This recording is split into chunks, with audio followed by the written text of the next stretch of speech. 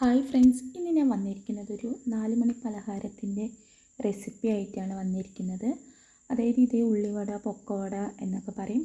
അപ്പോൾ നമുക്കിത് എങ്ങനെയാണ് ഉണ്ടാക്കുക എന്നുള്ളത് നോക്കാം. അപ്പോൾ അതിനായിട്ട് ഞാൻ ഇവിടെ 2 സവാളയാണ് എടുത്തിരിക്കുന്നത്. സവാള ഇതുപോലെ ചെറുതാക്കി അരിഞ്ഞു വെച്ചിട്ടുണ്ട്. പക്ഷേ ഇതിന് സവാളിനെക്കാട്ടിയും കൂടുതൽ നല്ലത് ചെറിയ ഉള്ളിയാണ്, അതായത് കൊച്ചുള്ളി. അതാണ് നല്ലത്.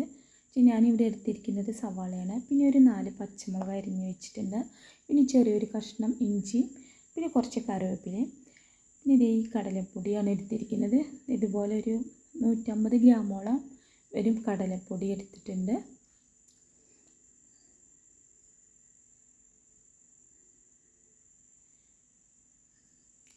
പിന്നെ അതേപോലെ ഒരു ബൗളിൽ തന്നെ കുറച്ച് മൈദപ്പൊടിയാണ് എടുത്തിരിക്കുന്നത്. മൈദപ്പൊടിയാണ്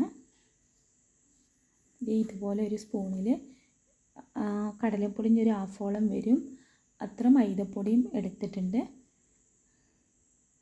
എന്നിട്ട് നമുക്കൊരു ബൗളിൽ എല്ലാം കൂടി ഇട്ടിട്ട് ഒന്ന് മിക്സ് ചെയ്തെടുക്കാം. പിന്നെ ആവശ്യത്തിന് ഉപ്പും ചേർക്കണം.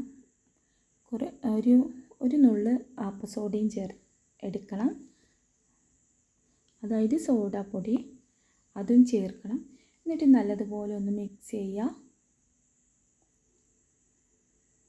നല്ലതുപോലെ ഒന്ന് മിക്സ് ചെയ്തതിന് ശേഷം നമുക്ക് കുറച്ച് വെള്ളം ഒഴിച്ചിട്ടും നന്നായിട്ട് മിക്സ് ചെയ്തെടുക്കാം. അപ്പോൾ എല്ലാവരും ട്രൈ ചെയ്ത് നോക്കണം. എല്ലാവർക്കും ഇഷ്ടപ്പെടും എന്ന് വിചാരിക്കുന്നു. മഴക്കാലത്തൊക്കെ ആകുമ്പോൾ നമുക്ക് ഒരു അടിപൊളി പലഹാരമാണ് ഇതുപോലുള്ളത്.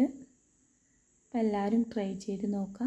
എന്നിട്ട് ഇതുപോലെ ഞാൻ മിക്സ് ചെയ്തിട്ട് ഈ പരുവത്തിലാക്കി വെച്ചിട്ടുണ്ട്. ഇനി നമുക്കിതൊരു അരമണിക്കൂർ റെസ്റ്റ് ചെയ്യാൻ വെക്കാം. അരമണിക്കൂറോ 1 മണിക്കൂറോ എത്ര വേണമെങ്കിലും വെക്കാം. ഇതുപോലെ ആക്കിയിട്ടുണ്ട്. പിന്നെ ഞാനൊരു പാന് വെച്ചു, അതിൽ ഓയിൽ ഒഴിച്ചു. ഓയിൽ ചൂടായതിന് ശേഷം ഇതുപോലെ ചെറിയ ബോൾസ് ആക്കി ഇട്ട് കൊടുക്കുകയാണ്. അപ്പോൾ നമ്മുടെ പൊക്കോട നന്നായി മൊരിഞ്ഞ് വന്നിട്ടുണ്ട്. ഇതുപോലെയാണ്